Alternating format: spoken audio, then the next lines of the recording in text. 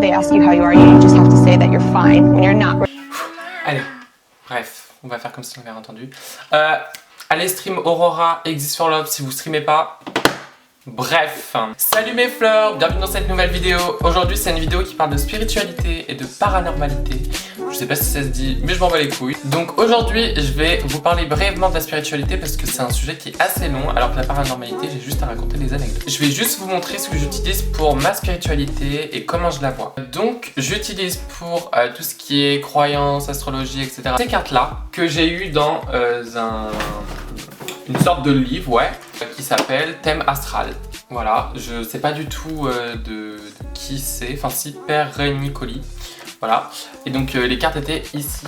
C'est un livre qui m'a vraiment donné envie d'étudier aussi l'astrologie, même si c'est plutôt Get Some Lou qui m'a donné envie. Oula, girl, whatever. Celui-là, il m'a donné grave envie de faire de l'astro parce que c'est dedans où j'ai pu apprendre les bases, mais vraiment les petites bases, vous voyez, ce que c'était un thème astral, etc. Ensuite, pour l'astrologie, j'ai eu l'astrologie pour les nuls.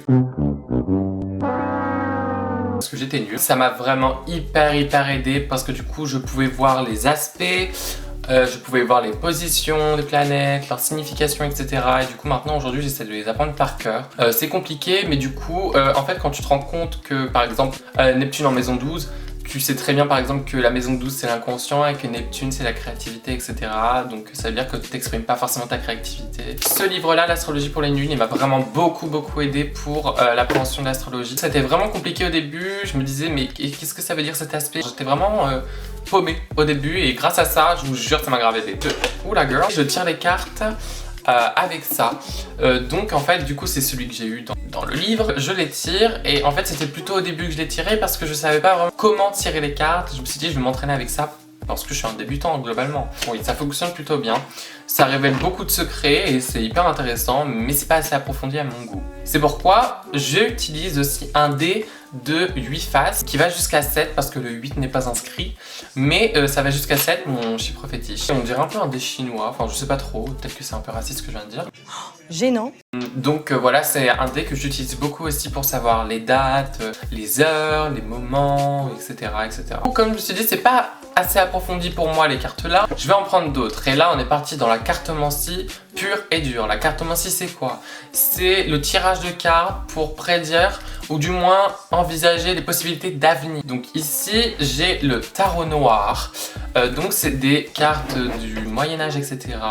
Donc ça va être les rois, les reines, les chevaliers, les couples, les épées, etc. Donc en gros chaque carte représente un élément, chaque carte représente un domaine, chaque carte représente un chiffre, un nombre, etc. Donc maintenant je vais faire un lien étroit entre l'astrologie, la cartomancie avec le paranormal. Donc comment faire? Bitch, come on. La cartomancie, le jeu de dés et l'astrologie, ça m'a beaucoup aidé dans la quête spirituelle que j'ai, dans la façon de gérer mes émotions, de m'intégrer en société, globalement. La spiritualité m'a aidé à m'ouvrir un peu, vous voyez. J'ai plus tendance à me focaliser plus sur l'énergie que renvoie la personne que sur vraiment ce qu'elle représente. J'aurais moins tendance à juger, sachant qu'avant j'étais plus dans le jugement physique, donc je suis bien content d'avoir évolué vers cette voie. Je vous invite vraiment à pratiquer la cartomancie, etc. Faire du yoga même. Bon, moi je fais pas de yoga. Je vous conseille vraiment de faire des activités qui vous ouvrent le troisième œil et qui vous aident à finalement à vous ouvrir au monde. Ces activités là, etc. qui m'ont vraiment aidé à plus ouvrir du coup le troisième œil et à mieux comprendre les énergies des gens, comment les assimiler avec moi et comment m'adapter à eux. Donc ça m'a vraiment beaucoup aidé. Du coup je vous conseille vraiment de faire ça, ouvrir votre esprit, plus ressentir les choses. Bien évidemment on va toujours être dans l'analyse, on va vraiment analyser le comportement de quelqu'un. Aujourd'hui j'analyse moins le comportement de quelqu'un, donc je vais moins le juger. Donc c'est pas pour autant que par exemple une personne pour moi a une mauvaise énergie que j'irai pas lui parler. J'irai lui parler pour en apprendre plus sur lui ou elle et donc en l'occurrence de mieux le comprendre. Je sais pas si vous voyez ce que je veux dire, mais le comportement de quelqu'un, ça va pas vraiment avec l'énergie qu'elle ressort, ni avec l'ambiance qu'il y a. Moi je peux très bien être hautain à vous regarder de haut en bas et pourtant avoir un cœur sur la main. Essayez de sentir la personne. Est-ce qu'elle vous attire? Est-ce qu'elle vous repousse?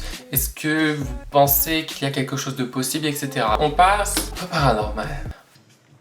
Gênant. Let me tell you the story of that guy. First you loved,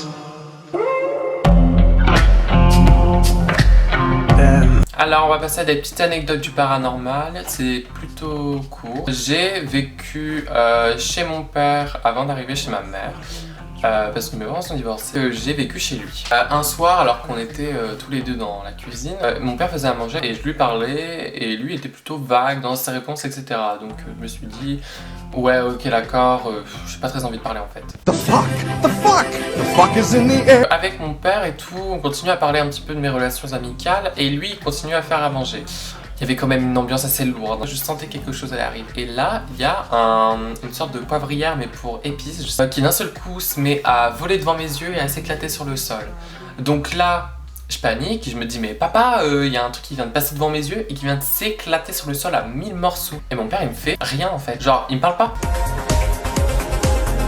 Il veut même pas me dire. Je lui dis, mais papa, t'as vu? Et lui, il faisait. Et il disait rien, comme si genre il était possessed. Là, il se passe des trucs chelous ici. J'ai ramassé les bouts de verre. Let me tell you the story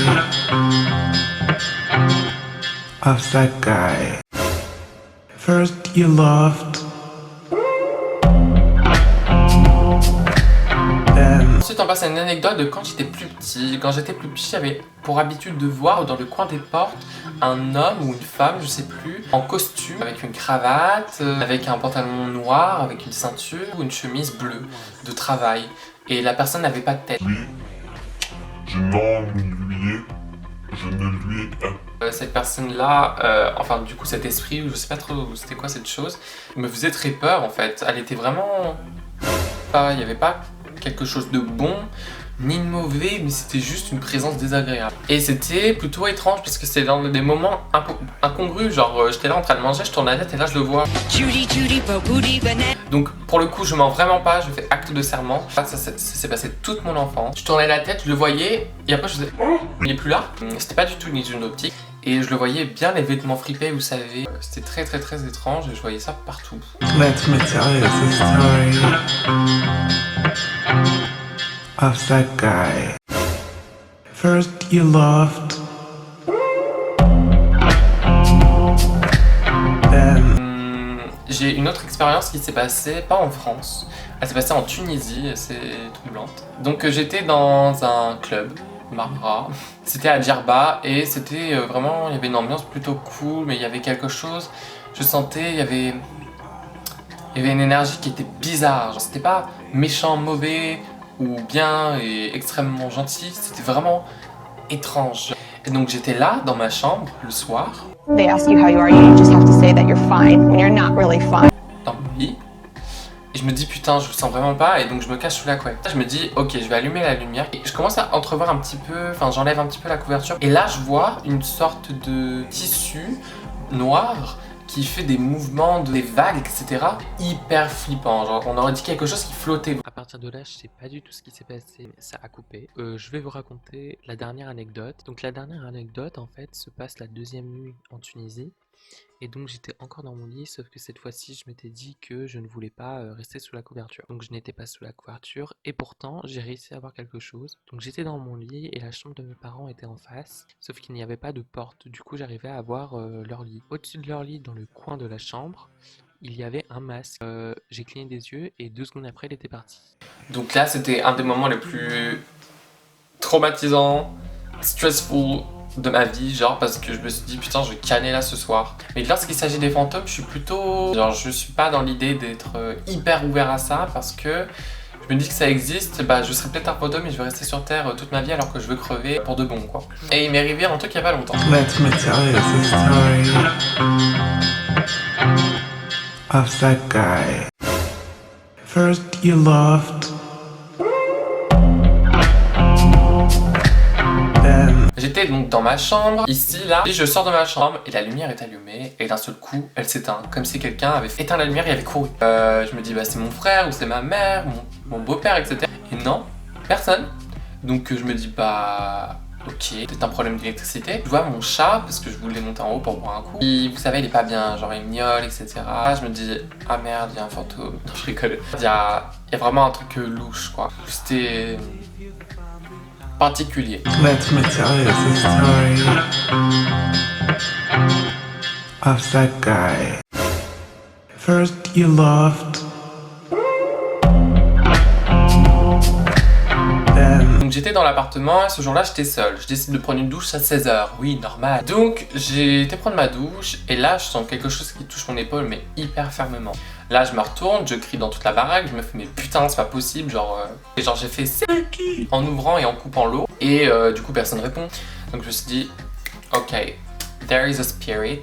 Et donc voilà, je sors et tout de la salle de bain, tout était éteint chez moi et je vais dans mon salon et je vois que la télé est allumée.